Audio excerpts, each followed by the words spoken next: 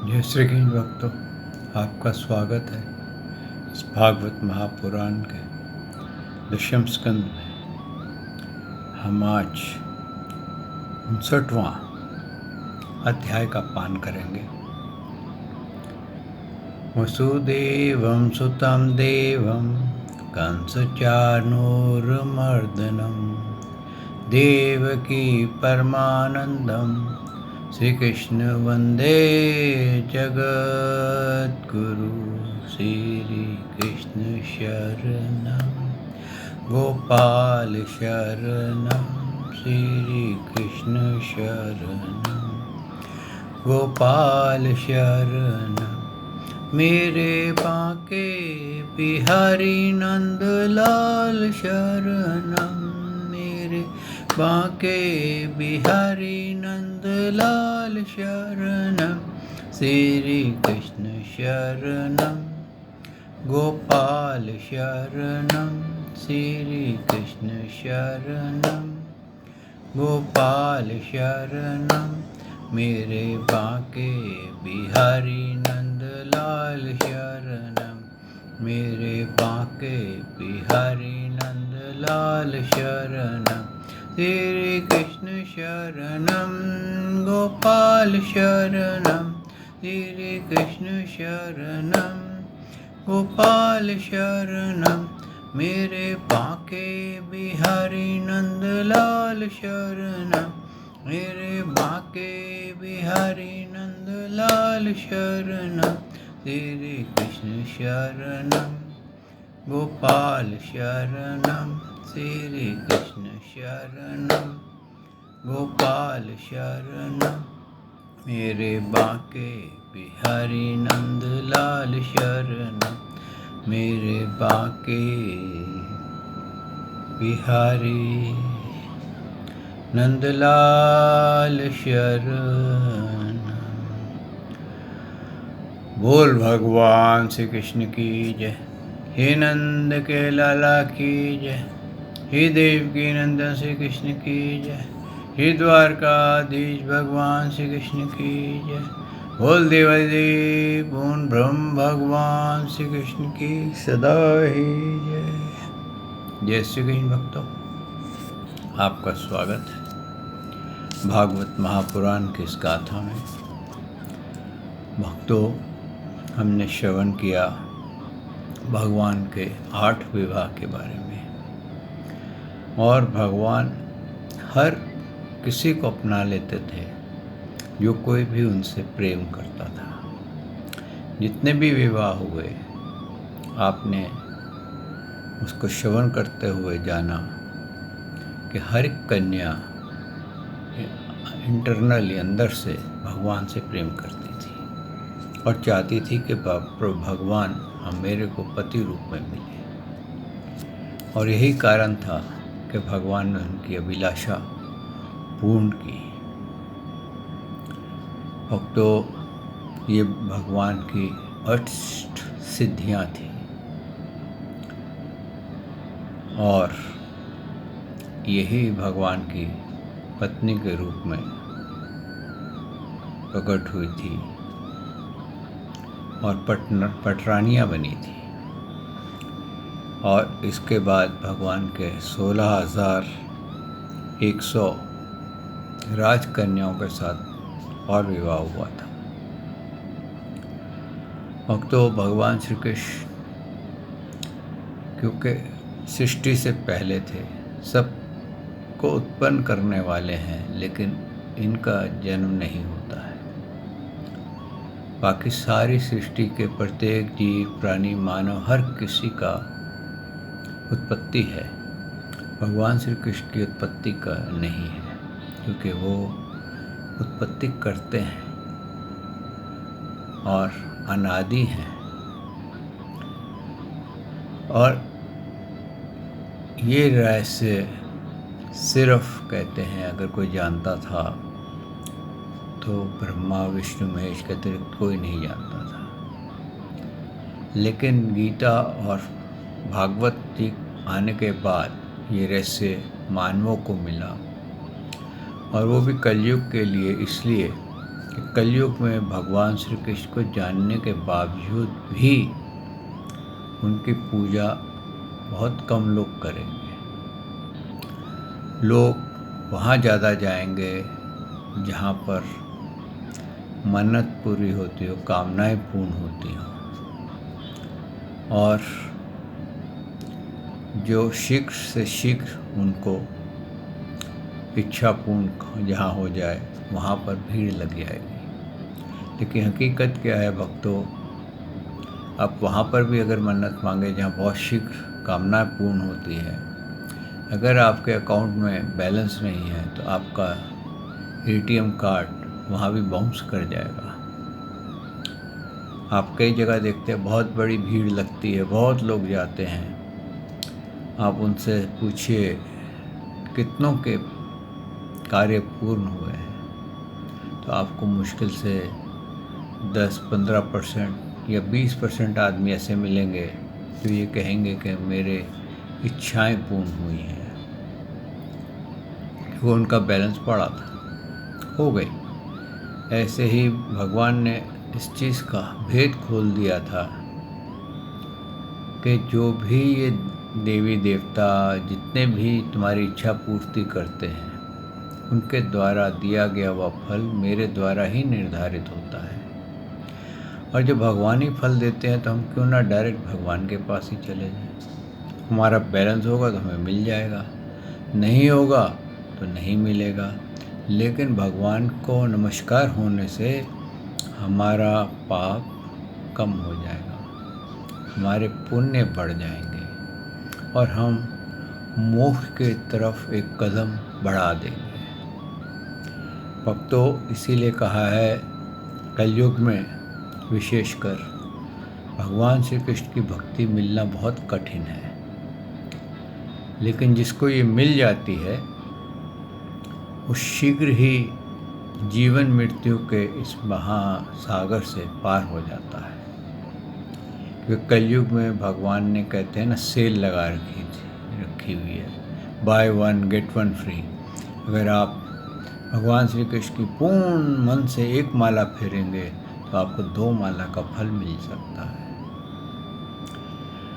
तो इस तरह से भक्तों, हमारा जो संचित कर्म का भंडार है वो क्षीण हो जाता है श्री कृष्ण शरणम गोपाल शरणम गाने से। आइए भक्तों, हम भी भगवान श्री कृष्ण की भक्ति का लाभ लें और इस भागवत महापुराण रूपी महासागर का अंदर डुबकी लगाएं कि ये वो सागर है, कब किसको क्या मिल जाए पता नहीं। इसके अंदर डुबकी लगाने पर किसी के हाथ कुछ भी नहीं लग सकता। कोई मछली लेकर के ही आ सकता है, कोई मोती लेके आ जाएगा, कोई रतन लेके आ जाएगा, कुछ और कहते हैं महत्वपूर्ण, ऐसी मूल्यवान जिसका कि मूल्य नहीं लगाया जा सकता, ऐसी वस्तु भी प्राप्त कर सकता है। आइए भक्तों, इस भागवत को आरंभ करते हैं। सच्चिदानंद रूपाय विश्वोत्पत्ते आदि हेतवे तापत्रय विनाशाय श्री कृष्णाय वयं नमो नमः। श्री कृष्णाय वयं नमो नमः। श्री कृष्णाय वयं नमो नमः। श्री कृष्णाय वयं नमो नमः।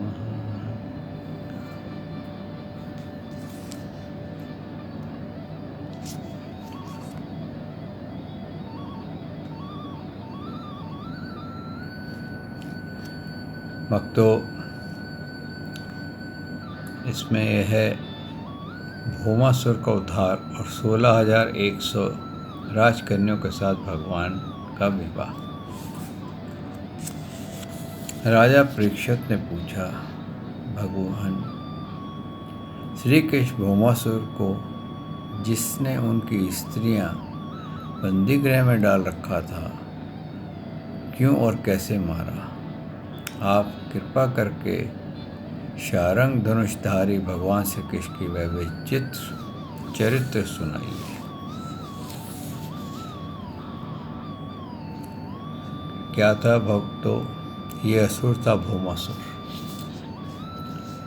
और ये जो भी राजा को जीतता था उसकी कन्या हर के लाता था और अपने बंदी गृह में डाल देता था। और इसकी इच्छा क्या थी कि जब 1,00,000 हो जाएंगी कन्याएं तो मैं उनके साथ एक साथ ही विवाह करूँगा।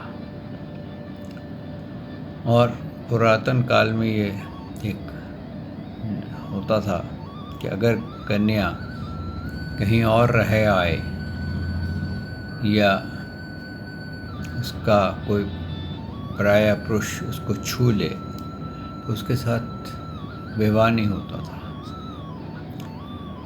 तो ये सब कन्याओं को कहते हैं ना, छू करके टच करके अंदर रख देता था ताकि अब ये दूसरों के लिए बेकार हो गई हैं और यहाँ तक कि इनके माँ बाप भी इनको स्वीकार नहीं करेंगे। अगर मैं हार भी गया तो कभी ये जा नहीं सकेगी।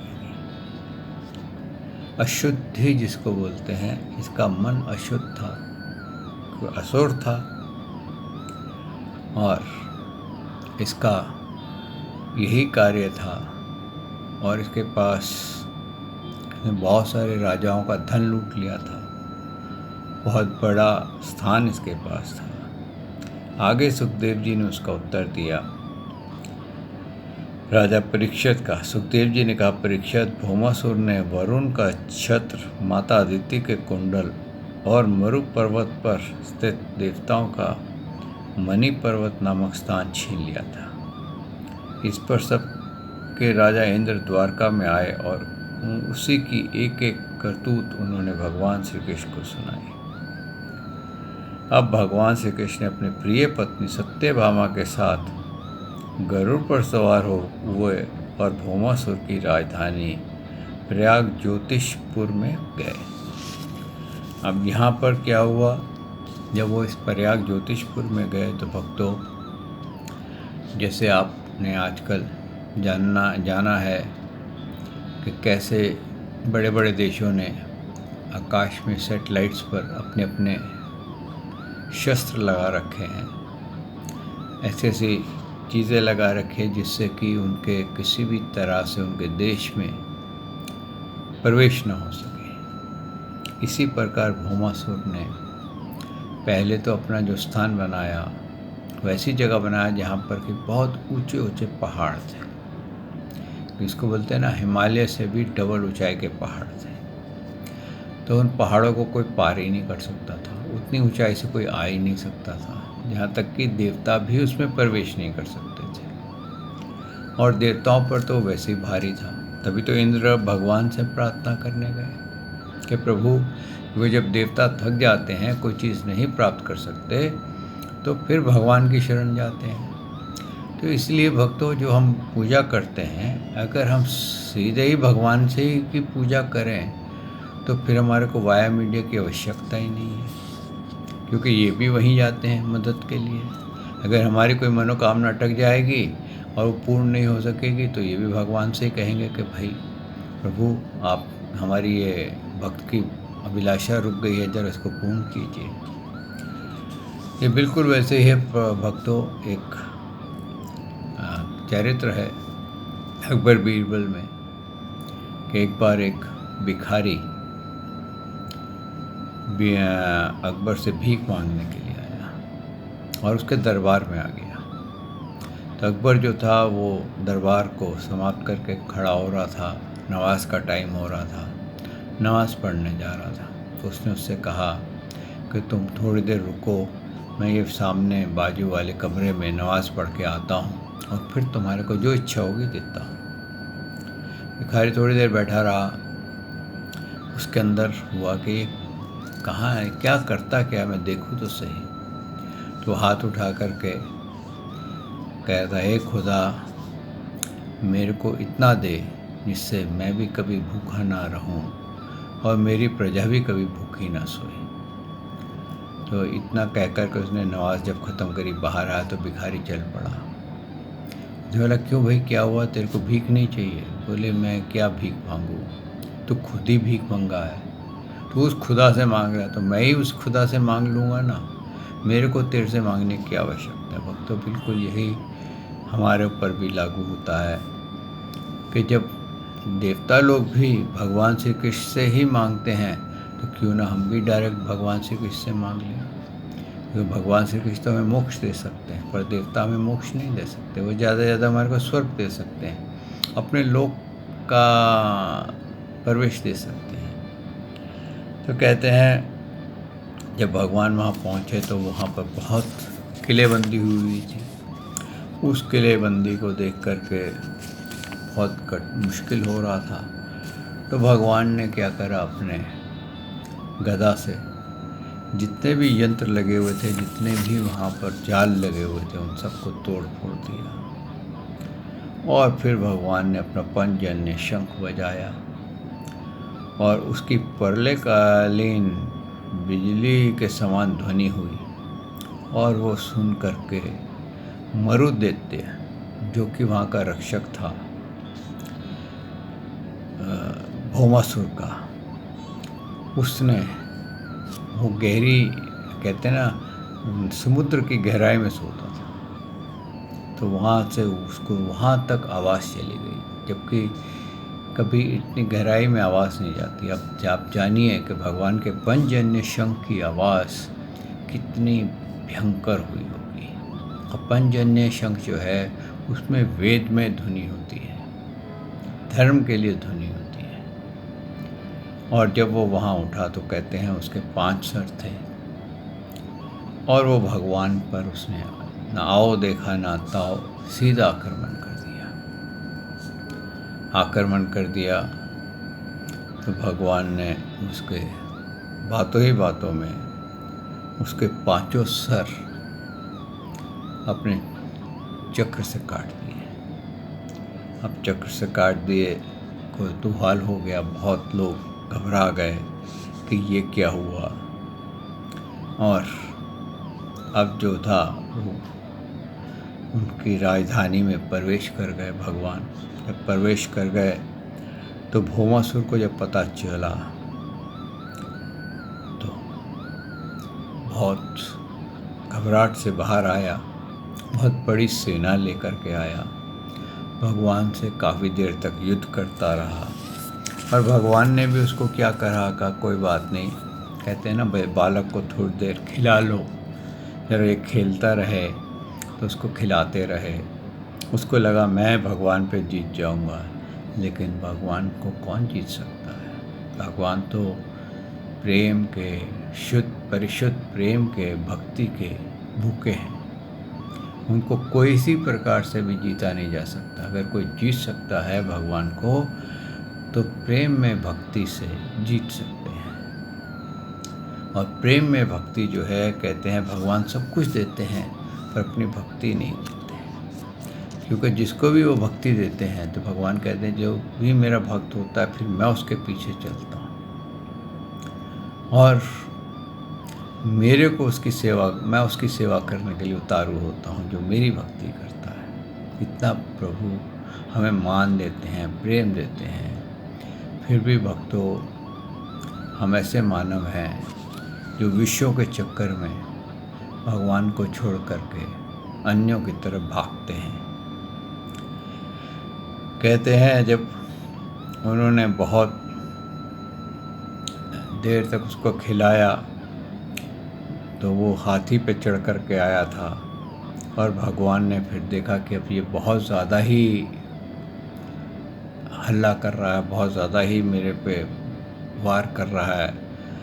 और उसके बाद उन्होंने, कहते हैं, अपने तेज धार वाले तीखे चक्र से हाथी पर बैठे हुए भौमासुर का सर काट दिया, नमो नमाया कर दिया। बोल भगवान श्री कृष्ण की जय। कहते जब उन्होंने नमो नमाया कर दिया तो उसका जो सर था उसके अंदर किरीट कुंडल इतने ज़बरदस्त चमक रहे थे, ऐसे लग रहा था जैसे बिजलियां गिर रही हों। और वो धरती पे गिरा तो ऐसा लग रहा था जैसे वो बहुत तेज़ वहाँ से लाइट निकल रही है। हकीकत में क्या था भक्तों, ये भौमासुर जो था ये पृथ्वी का पुत्र है। जब पृथ्वी ने अपने पुत्र का सिर अपनी गोद में देखा तो पृथ्वी भगवान के पास आई। उसने भगवान श्री कृष्ण के गले में विजंती के साथ वनमाला पहना दी और अदिति माता को जगमाते हुए कुंडल, जो तपाए हुए सोने एवं रतन जटित थे, भगवान को दे दिए तथा वरुण का छत्र और साथ ही एक महामणि भी उनको दी। राजन, इसके बाद पृथ्वी देवी ने बड़े बड़े देवताओं के द्वारा पूजित विश्वेश्वर भगवान श्री कृष्ण को प्रणाम करके हाथ जोड़ करके भक्ति भाव भरे हृदय से उनकी स्तुति गाने लगी। अब पृथ्वी को लगा कि ये तो स्वयं भगवान आए हैं और मेरा पुत्र जो मरा है इनके हाथ से उसकी शुद्धि हो गई, क्योंकि भगवान के हाथ से जो भी मरता है उसकी सद्गति हो जाती है। अगर वो भगवान के अपने धाम में नहीं जाता है, भगवान के परम मोक्ष नहीं पाता है, तो उच्च लोकों की प्राप्ति कर लेता है। तो ये बड़े भाग्य की बात होती है कि अगर मृत्यु के समय भगवान श्री कृष्ण की याद बनी रहे, अगर हम भगवान के धाम में प्रवेश ना भी कर सकें तो हमारी दुर्गति नहीं होगी, भले ही हम कितने कहते हैं महापापी क्यों ना हो। हकीकत क्या होता है, जब हम पापी होते हैं, महापाप किए होते हैं, तो हम भगवान श्री कृष्ण की पहले तो पूजा ही नहीं कर पाते। लेकिन हम किसी प्रकार से, क्योंकि असुर भी भगवान की पूजा करते थे, किसी प्रकार से अगर हम भगवान की पूजा कर लें, यकीन मानिए मृत्यु के समय श्री कृष्ण शरणम मुँह से निकल जाए तो हमारे को, अगर हम नरकों में जाने वाले हैं तो हम नरकों के बजाय स्वर्गों में चले जाएंगे, या ब्रह्मा जी के लोक में चले जाएंगे, या शिव जी के लोक में चले जाएंगे, या विष्णु जी के लोक में चले जाएंगे, और अगर प्रभु की कृपा हुई तो प्रभु के धाम में भी पहुंच जाएंगे। कहते हैं फिर पृथ्वी देवी ने स्तुति गाई, प्रार्थना की। पृथ्वी देवी ने क्या कहा, शंख चक्र गदाधारी देवेश्वर, मैं आपको नमस्कार करती हूँ। परमात्मा, आप अपने भक्तों की इच्छा पूर्ण करने के लिए उसी के अनुसार रूप प्रकट किया करते हैं, आपको मैं नमस्कार करती हूँ। प्रभु आपकी कमल की माला पहनते हैं, आपके नेत्र कमल के से खिले हैं और शांतिदायक हैं। आपके चरण कमलों के समान सुकुमार और भक्तों के हृदय को शीतल करने वाले हैं। आपको मैं बार बार नमस्कार करती हूँ। आप समग्र ऐश्वर्य, धर्म, यश, संपत्ति, ज्ञान और वैराग्य के आश्रय हैं। आप सर्वव्यापक होने पर भी स्वयं वासुदेव नंदन के रूप में प्रकट हैं। मैं आपको नमस्कार करती हूँ। आप ही पुरुष हैं और समस्त कारणों के भी कारण हैं।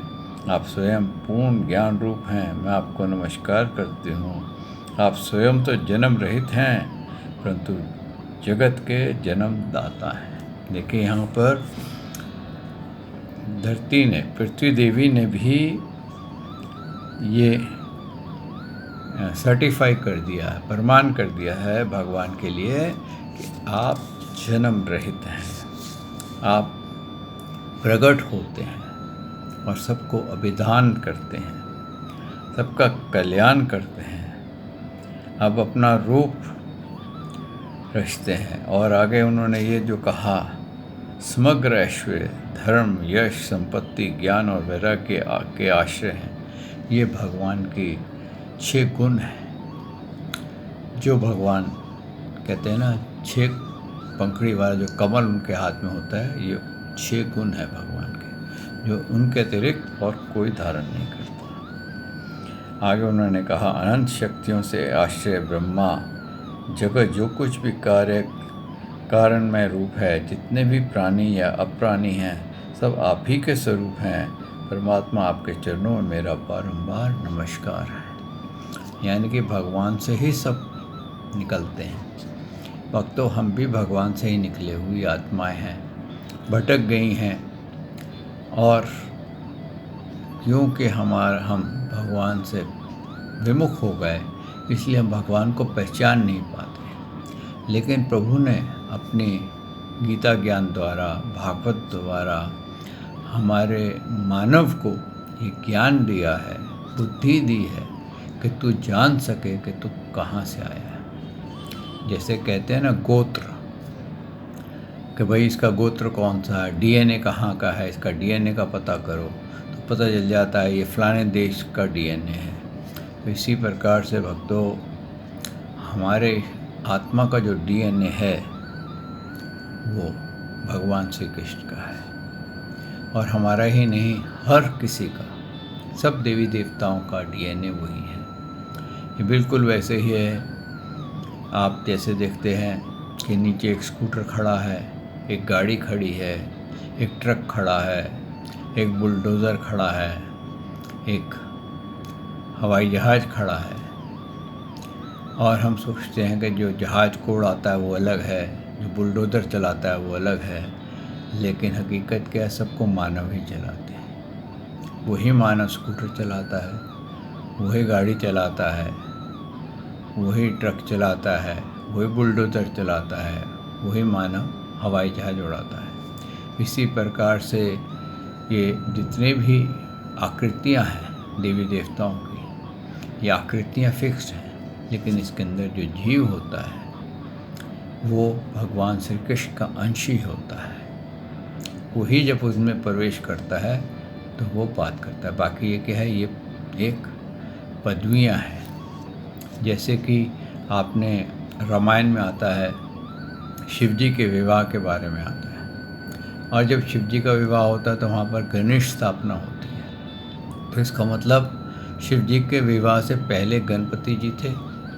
तो गणपति जी क्या है, एक पोस्ट है, और उसके अंदर उस समय जो आत्मा थी वो पोस्ट पे बैठती थी, अब दूसरी आत्मा बैठती है। जैसे कि अभी हमारा प्राइम मिनिस्टर कौन है, नरेंद्र मोदी। इससे पहले कौन था, मनमोहन सिंह। हाँ, उससे पहले अटल बिहारी वाजपेयी। ऐसे अनेकों, नेहरू, ये वो बहुत सारे हुए, तो सब, लेकिन प्राइम मिनिस्टर की पोस्ट एक ही थी। तो इस तरह से कहते हैं कि भगवान का उन्होंने कहा कि आप सबके आदि कारण हैं। फिर उन्होंने देखा कि भौमासुर का जो पुत्र था भगदत्त, वो अत्यंत भयभीत हो रहा था। तो भगवान श्री कृष्ण ने उसको अभयदान दिया था, और उसके बाद वो उनके महलों में गए। महलों से वो बंदी गृह में गए, जहाँ 16,101 कन्या हर के लाई हुई थी। तो भक्तों, वो जैसे ही भगवान को उन कन्याओं ने देखा तो सब खड़ी होकर के भगवान को प्रणाम किया, और कहते हैं साष्टांग दंडौत भी किया। फिर उन्होंने, भगवान ने कहा कि तुम आज़ाद हो, तुम अपने अपने घर जा सकती हो, तुम्हारा को कोई अब प्रॉब्लम नहीं है, मैंने तुम्हें सबको आज़ाद कर दिया। देखिए, यहाँ पर भी भगवान ने कोई ज़बरदस्ती नहीं करी। अगर आप सोचें कि भगवान ने ज़बरदस्ती विवाह कर लिया, नहीं, कन्याओं ने प्रार्थना की कि प्रभु, हम प्राय पुरुष के यहाँ रह चुके हैं, अब हमें कोई स्वीकार नहीं करेगा, और अगर हम बाहर जाएंगे तो बाहर के जो लोग हैं वो हमारे को दोषित नज़रों से देखेंगे, और हमारे को कोई भी हमारा पानी ग्रहण नहीं करेगा, और हमारा जो कहते हैं ना चरित्र, वो नष्ट हो जाएगा। तो भगवान ने कहा, तुम क्या चाहती हो? तो सभी कन्याओं ने एक साथ ही कहा, हम चाहते हैं कि आप हमसे वर्ण कर लीजिए, आप हमसे शादी कर लीजिए, हम आपको वर्ण करना चाहती हैं।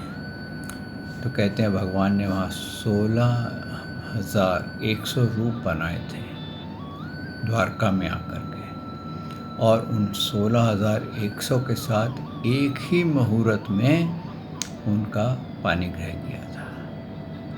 तो भक्तों, ये थी भगवान की शक्ति, ये थी भगवान की कृपा, कि कोई भी जो अपने आप को भगवान बताता है, उसको बोलो तो एक 5 रूपी बना के दिखा दे अपने, एक मेरे पास बता दे, 2 अपने सामने दिखा दे, दूसरे रूम में दिखा दे, मैं तेरे को पकड़ता हूँ।